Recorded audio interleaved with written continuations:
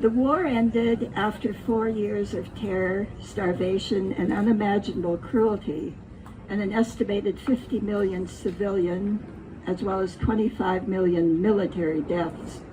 For days, the men in the defeated German army moved slowly out of our village alongside their battered tanks. They walked along the street, which in the Netherlands was also the top of the dike. One afternoon, I climbed a steep hill to watch their retreat. When I reached the top, the river of men had stopped to rest. One of them saw me and asked for water. I was Francine's age. I ran down the hill and filled the special red bucket the milkman had once used before the war to deliver milk. I filled it as full as possible, and then headed back up the steep hill. My mother ran from her house, yelling for me to stop. She caught up with me, grabbed my arm, and squeezed until I dropped the bucket.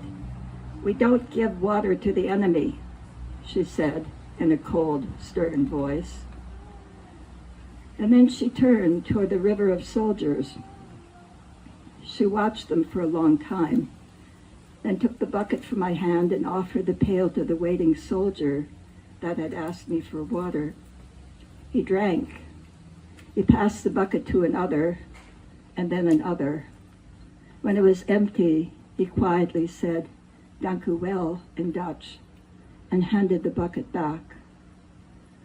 Mother locked eyes with each man, nodded, and turned away, and then took my hand gently. Together we walked down the hill. "Jan," she said quietly to my father, who had been watching from below. Some of them looked like children. There were indeed soldiers who were children among those retreating troops. Boys as young as 12 had been drafted into the war at the end of 1945. In subsequent days, as Nazi evacuation continued, mothers sometimes suggested that I walk up the hill to offer the soldiers water. That moment on the slope had changed her. And then another one. The memories of my childhood during the war are not of a child's world, but of a world of adults seen from a child's height. I was born when Holland was already occupied, and so I knew only 4 of those years.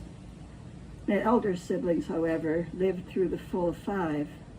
They were in their teenage years, an age when the world should have been full of discovery and laughter, but instead it was a world of empty classrooms and nightly curfews. The schools were not for learning, but were occupied as headquarters for the Nazis.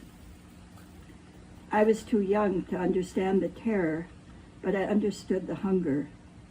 In the last year, our province, South Holland, was punished for an act of resistance. It was also the coldest year in recorded history in Holland. The famine that came took 20,000 lives in our province. And I remember my mother's face when there was nothing to eat, the strangeness of watching her belly, and then my sister's belly, bloat from starvation and approaching death. The world shrank to a silent, all-consuming need. It was a world of absence, of the warmth and food that was not there. And then in 1945, a miracle. The food drops came, parachuting into the field, and suddenly our home was transformed.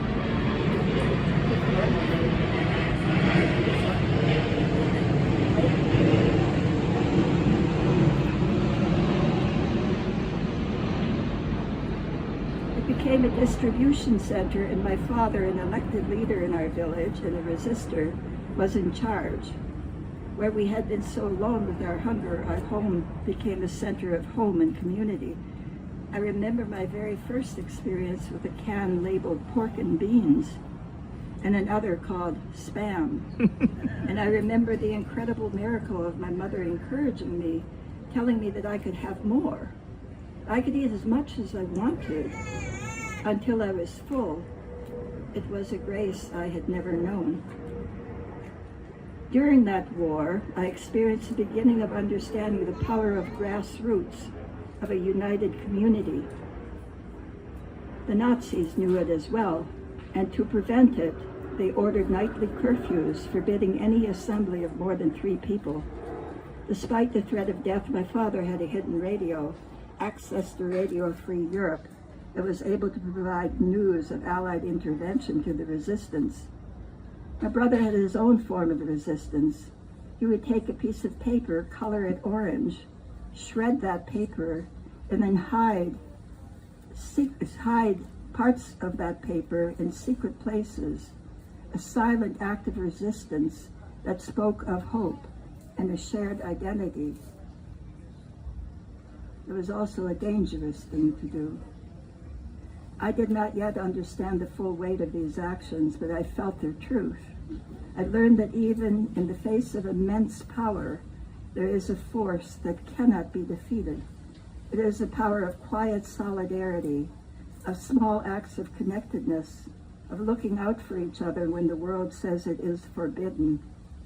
It's in the inspiration that comes from a community that even when divided and scattered, knows in its heart that united we stand. I believe that even when we do not participate in any kind of active resistance, simply caring for one another and standing together is a powerful force. It is a force that the Nazis recognized and feared, a testament to the truth that love and truth, in their quiet, persistent way, are the most profound acts of resistance. This was my first lesson in what it means to be truly human. Tanks, bombs, landmines, and today, drones do not wage war and peace. Even governments and movements do not create war and peace.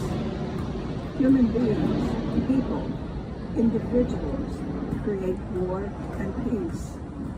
Human minds create the how, and human hearts create the will, the why, the courage to create and to resist war and peace.